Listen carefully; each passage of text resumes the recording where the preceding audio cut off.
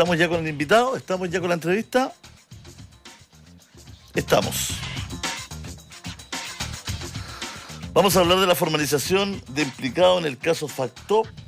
¿Qué es un factoring? ¿Cuáles fueron las irregularidades de Sauer y compañía que los llevó a una deuda tan grande? ¿Cómo esto deriva al caso Audios? Y mucho más se lo vamos a preguntar a nuestro próximo entrevistado. Ya está con nosotros Cristian Vargas, exdirector jurídico del Servicio de Impuestos Internos. ¿Cómo estás, Cristian? Hola, ¿qué tal? ¿Qué tal? ¿Cómo estás? Buenas tardes. Bien, un abrazo. Gracias por conversar con nosotros. Y queríamos partir desde abajo porque hay mucha gente que necesita contexto para esta información desde algo tan sencillo como ¿qué es un factoring? Un factoring. Bueno, las empresas de factoring lo que se dedican es a, que es una de las líneas de negocio, entiendo, de este grupo de empresas de los hermanos Sauer. Lo que hacen es, en simple, comprar facturas en las que consta una deuda. Por ejemplo, facturas en que consta la compra de un bien pagadero a plazo.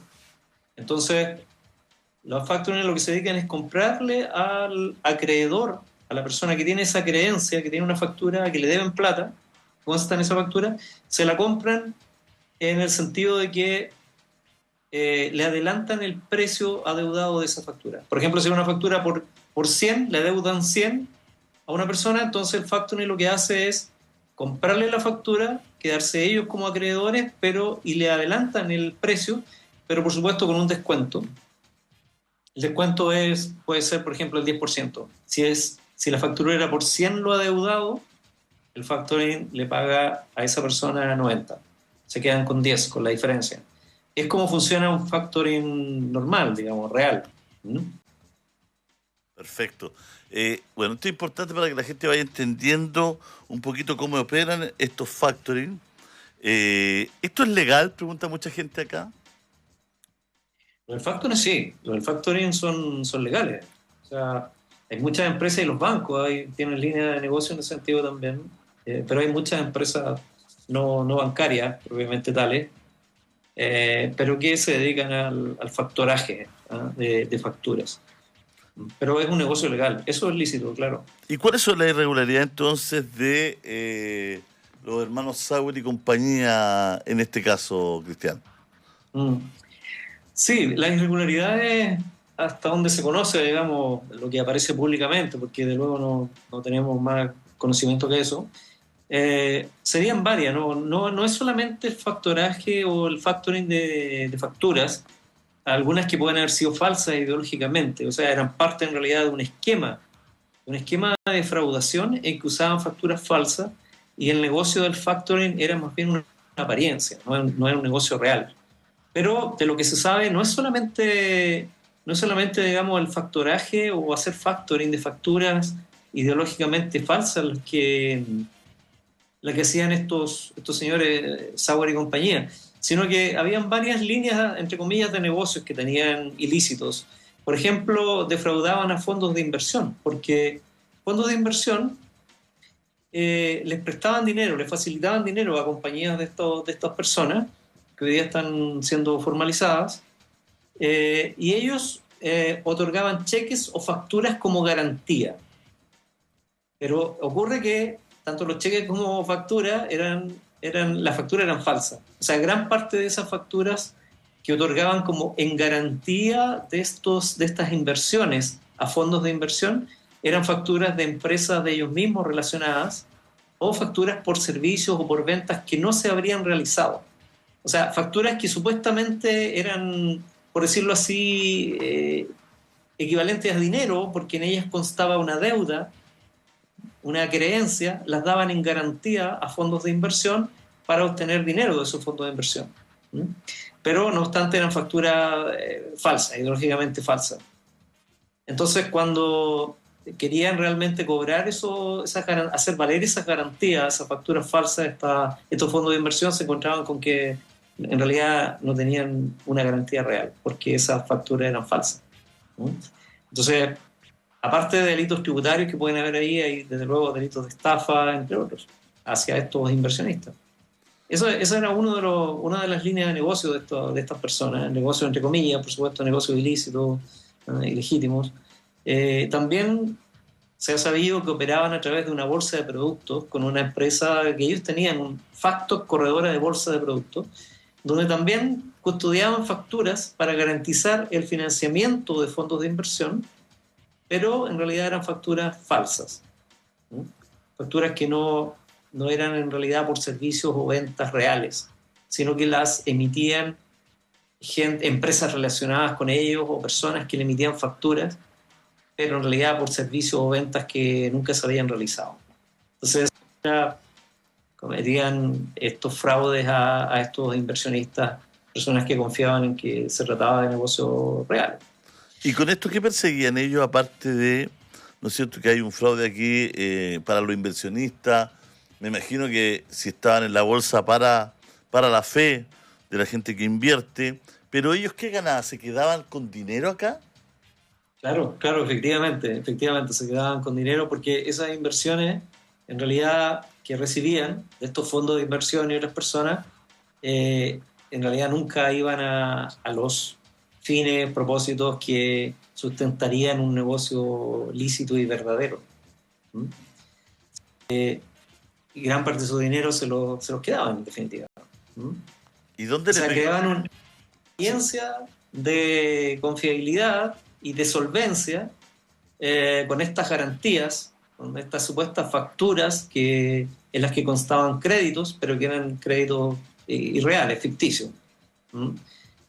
Y también aportaban, lo que se ha sabido, es que también otra línea de acción de estas personas era la de prestamistas. ¿Mm? O sea, habían personas que, eh, amigos de ellos, amigos de estos imputados o inversionistas, que aportaban fondos a cambio de un interés mensual.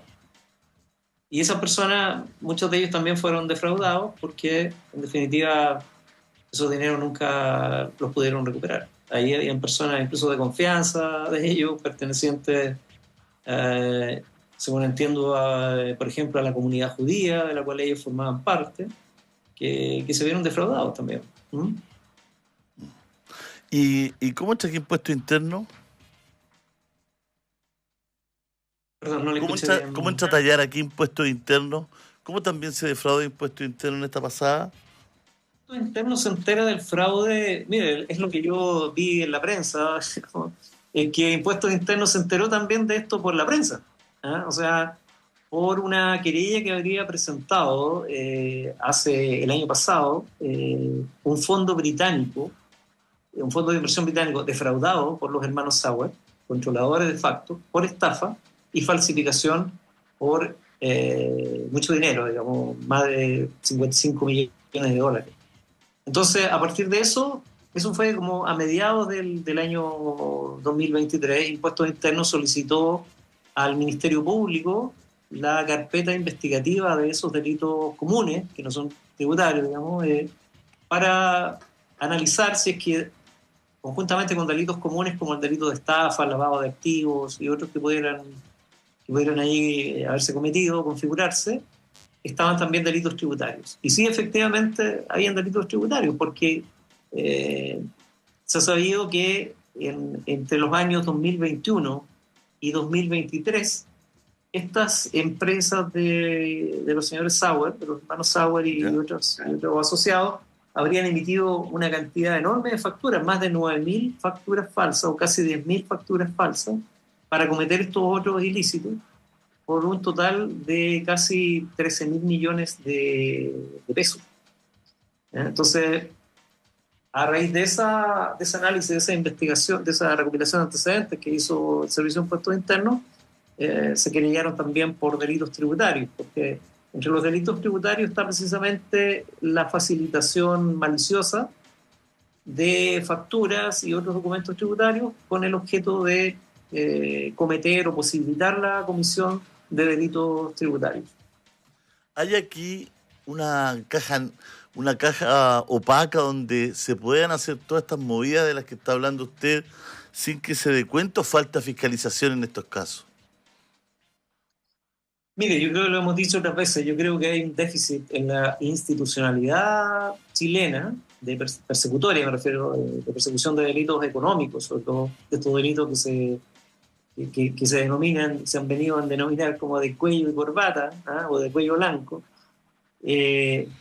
porque efectivamente, mire, como ocurre en este caso, o sea, aquí desde enero del año 2021 hasta mediados del 2023, estas empresas operaron absolutamente tranquilas, o sea, sin que hubiera habido ninguna fiscalización de parte, no solo de impuestos internos, sino que también de otros servicios asociados a la persecución de delitos económicos.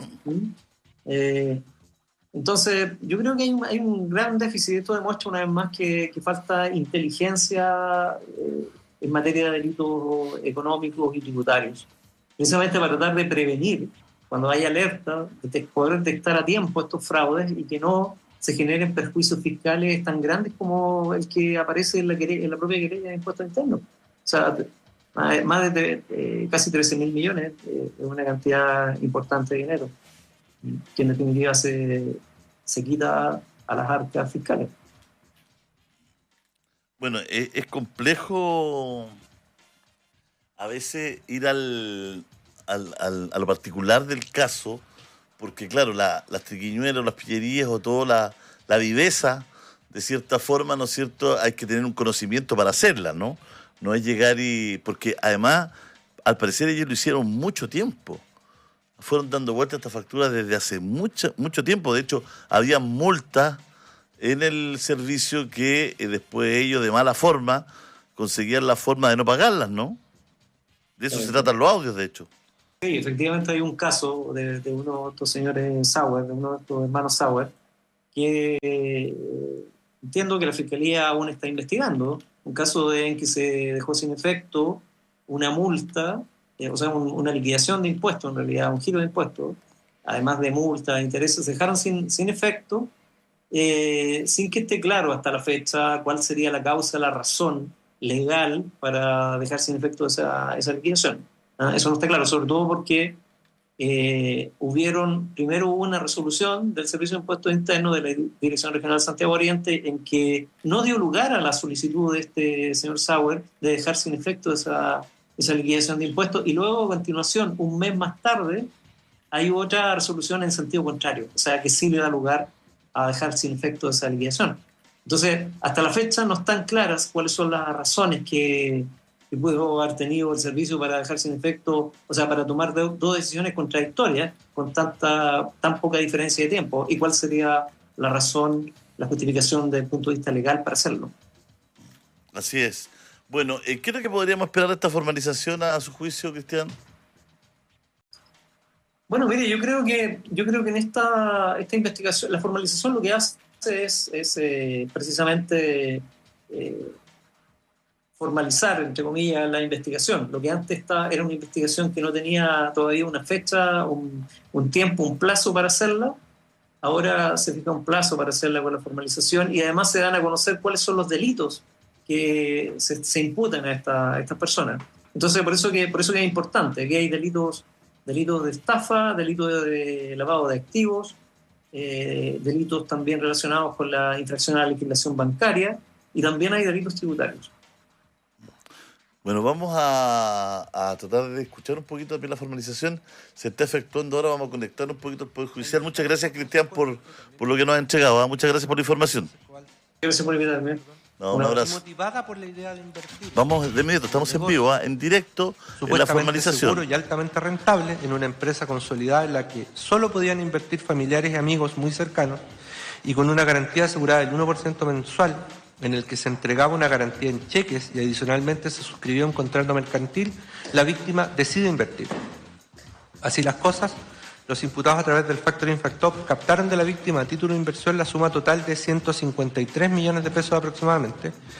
Para el fin señalado, con fecha 12 de febrero de 2018, la víctima efectúa la primera inversión, recibiendo certificados de inversión firmados por el imputado Ariel Sauer, en representación de la empresa FacTop S.p.A., instrumento con el cual los imputados aparentaban la seriedad del negocio propuesto.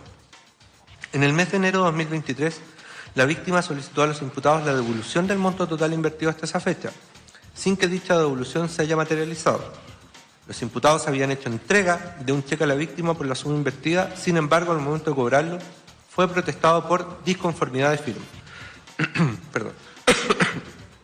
En definitiva, los imputados no destinaron estos fondos captados a las operaciones de factoring que desean realizar, sino que los destinaron a otros fines no declarados a sus clientes, simulando las operaciones de factoring a través de la emisión de facturas falsas, tanto de sociedades las cuales eran socios, como también de otras sociedades cuyos dueños eran terceras personas relacionadas a los imputados, creando así la apariencia de un negocio serio y solvente. Producto de este engaño, la víctima dispuso patrimonialmente, resultando perjudicada en la suma total de 153 millones de pesos aproximadamente.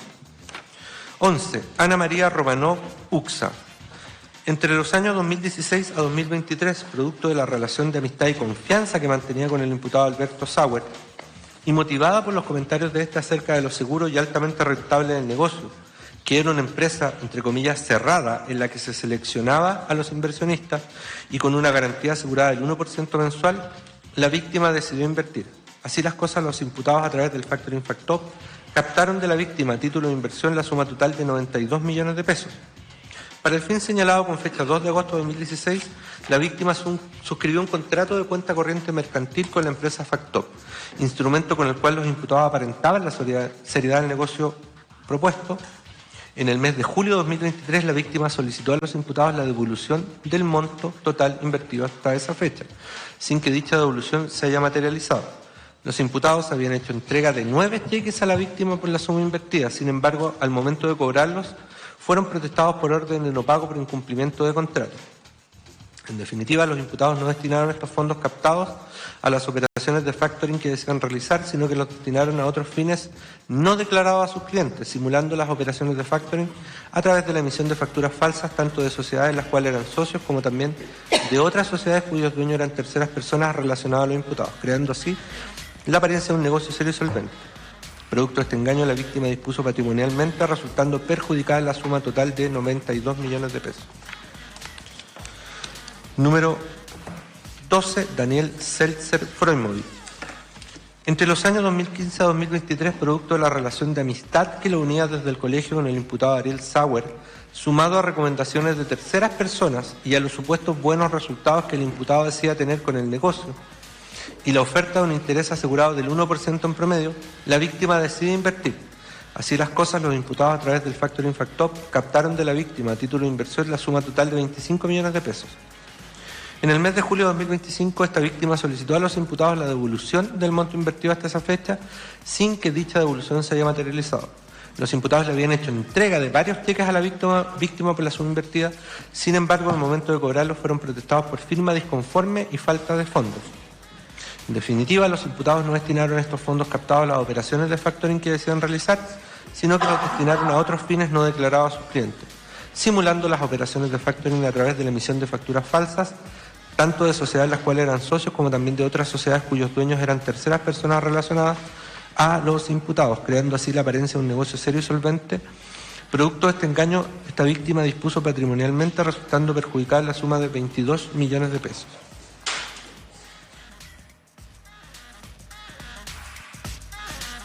Estamos escuchando al fiscal. Es cuando la víctima solicitó a los imputados la devolución del monto total. Sí. Ya. Así que me equivoqué con el año. Pero dijo junio, ¿no? Julio de 2023 es, y parece que dije otro año. 2025, sí. Me salté unos años al futuro.